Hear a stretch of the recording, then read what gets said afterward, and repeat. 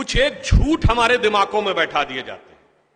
जैसे आप सब ने यह कथा पढ़ी होगी कि एकलव्य का अंगूठा कटवा लिया द्रोणाचार्य ने, पढ़ा है ना आप सब ने? पर यह बताइए कितनों ने महाभारत में स्वयं पढ़ा है? मेरे विचार से हम में से किसी ने भी कभी महाभारत में वह प्रसंग पढ़ा ही नहीं होगा एकलव्य वाला। और अगर हम यह भी विनम्रता से पूछे कि महाभारत के कौन से चैप्टर में है, तो भी शायद हम में से किसी को ध्यान नहीं होगा कि महाभारत के वन पर्व में एकलव्य का उल्लेख है। मगर देखिए मार्क्स और मैकाले का प्रभाव कि हमारे दिमागों में ऐसा भरा हुआ है कि हम ग्लानि से आबद्ध हैं बगैर पढ़े हुए। अब मैं आपसे कहूंगा, जाइएगा, जाकर पढ़िएगा। अवेलेबल हो तो इंटरनेट पे जाके सर्च कर लीजिएगा, ना हो तो जो महाभारत सीरियल आया था उसका एपिसोड जाके यूट्यूब पे देख लीजिएगा।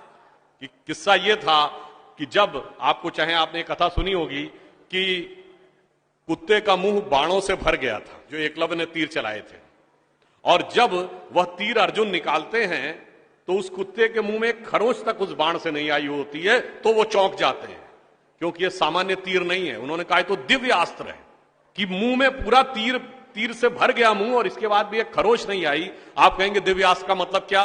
दिव्यास्त्र का मतलब यह है जैसे रशिया यूक्रेन की लड़ाई चल रही है ना, इससे पहले मिडिल ईस्ट की लड़ाई देती थी, तो जो मिसाइल जाती है वो लेजर गाइडेड जाती है, जिस बिल्डिंग पे गिरना उसी बिल्डिंग पे गिरती है, अगल बगल पे नहीं गिरती, क्योंकि the direction is precise to the meters. पर अगर मुंह के अंदर जाए और खाल पर खरोच ना आए, इसका मतलब it is so much strongly guided that it is precision to the micrometers. तो जब ये वो देखते हैं ये दिव्यास्त्र चलाना, तो उन्होंने कहा दिव्यास्त्र राजा चला सकता है, ये कैसे सीखा इसने? तो जब द्रोणाचार्य उससे पूछते हैं कि तुमने ये किससे सीखा, तो कहता आपसे सीखा गुरुजी। कहते मैं तो तुम्हें जानता नहीं बालक, तुम अपना परिचय दो। अब यहीं पर बिंदु है। एकलव्य क्या कहता है? मैं मगध नरेश जरासंध के प्रधान सेनापति हिरण्य धनु का पुत्र एकलव्य। अरे वो मगध के chief of the arm forces का बेटा था। यदि आप ये कह रहे हैं कि वनवासी था, तो ये भी पूरा वाक्य तो पूरा करो कि वो सेना अध्यक्ष था। मगर देखिए कितनी चालाकी से छुपा लिया आधे तथ्य को, और उसके बाद हमारे दिमागों में भर दिया कि ये बहुत गलत किया गया। बताइए, हमारे हिंदू धर्म के दो महाकाव्य रामायण और महाभारत, दोनों का रचयिता कौन? रामायण का रचयिता महर्षि वाल्मीकि, जो संस्कृत के आदि कवि माने जाते हैं। आज जो वाल्मीकि समुदाय है वो किसमें आता है? शेड्यूल कास्ट में। महाभारत के रचयिता और वेदांत और मीमांसा के रचयिता महर्षि वेदव्यास, जिनकी मां मछुआरिन थी, वह समुदाय किसमें आता है? कुछ राज्यों में, दिल्ली में शेड्यूल कास्ट में, यूपी में अति पिछड़े में। तो मेरे भाई संत रैदास, नामदेव, कबीर, दादू, ये सब पूज्य संत हुए, फिर भी हमारे दिमागों में ये भरा जाता है। और कौन भरता है? वो लोग भरते हैं जो अपने यहां समाज के गरीब वर्गों की खरीद फरोख्त करते थे। और आपको यह भी बात बता दूं, जब हम कभी अपने यहां कहते हैं फॉरेन ट्रेवलर्स ने दिखाओ क्या लिखा है, तो मैं यह बात आपसे कहता हूं, इसको भी जाके चेक कर लीजिएगा। किसी फॉरेन ट्रेवलर का सबसे ऑथेंटिक जो रेफरेंस माना जाता है, वो चंद्रगुप्त मौर्य के समय में मेगस्थनीज आया था ग्रीस से, जिसने अपनी किताब लिखी है इंडिका, आज से 2300 साल पहले। वो इंडिका किताब आज उपलब्ध नहीं है, मगर उसके उद्धरण तमाम जगहों पे हैं, तो प्रूवन है किताब थी। उसने भारतीय समाज में व्यवस्था का वर्णन करते हुए लिखा है कि यहां पर 7 जातियां हैं, मगर महत्वपूर्ण बात यह है यहां इतनी समरसता, इतना सामंजस्य है कि यूनान के समाज के समान यहां कोई समाज का ऐसा वर्ग नहीं है जिसके साथ शोषण या भेदभाव किया जाता हो। ये एक विदेशी लिख रहा है। और मैं एक और बात आपसे बताना चाहता हूं, बहुतों को नहीं पता होगा, गांव में पंचायत होती है ना, ये पंचायत में 5 की संख्या कहां से आती है? ये 4 या 6 क्यों नहीं? 5 की संख्या जानते कहां से आती है? 4 वर्ण माने गए थे, तो किसी भी गांव में निर्णय लेना होगा तो चारों वर्णों का एक एक प्रतिनिधि होगा, और 5वां जानते कौन होगा? गांव के बाहरी क्षेत्रों में रहने वाले वो वनवासी जो प्रत्यक्ष रूप से गांव का हिस्सा नहीं है, पर हमारे निर्णय का प्रभाव उनके जीवन पर भी पड़ेगा, तो 5वां प्रतिनिधि उनका होगा। वहां से यह पंचायत का भाव आता है। और फिर मैं आपसे कहना चाहता हूं, हमारे दिमाग में एक और चीज भर दी गई कि जाति व्यवस्था हमने बनाई। आपको पता है कास्ट शब्द कहां से आया? ये कास्ट अंग्रेजी का शब्द नहीं है, ये पुर्तगीज भाषा का शब्द है।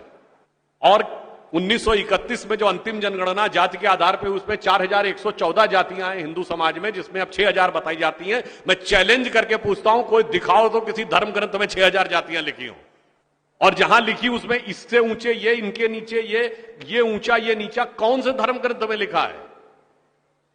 ये माली ऊंचे की तेली ऊंचे, सुनार ऊंचे कि लोहार ऊंचे, कहां लिखा है? जानते हैं कहां लिखा है? एक British census commissioner Herbert Risley द्वारा किए गए सेंसस में हिंदू समाज को जातियों में विभाजित करके ऊपर से नीचे तक लिखा गया, और फिर वो हमारे ऊपर अध्यारोपित कर दिया गया है। हमारे दिमागों में कैसी कैसी बातें भरी जाती हैं। एक थोड़ा लिबर्टी लेते हुए यह भी कहना चाहूंगा, महिलाओं को पढ़ने का अधिकार नहीं दिया जाता था। अब यह बताइए, हमारे यहां दिल्ली में लोगों को ध्यान नहीं होता है, आप लोगों ने मैत्री कॉलेज और गार्गी कॉलेज है ना, ये मैत्री और गार्गी कौन थी? ये वैदिक काल की 20-22 विदुषी स्त्रियों में से एक हैं। गार्गी ने ऋषि याज्ञवल्क्य के साथ शास्त्रार्थ किया।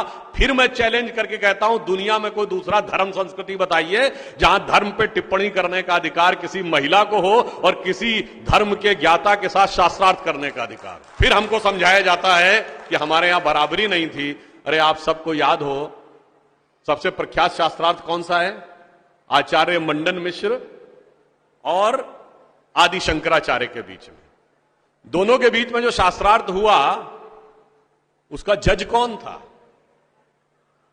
आचार्य मंडन मिश्र की पत्नी उभय भारती।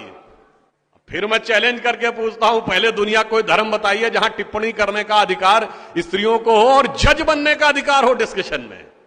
उसके बाद हमसे कहते हैं कि साहब बराबरी नहीं थी।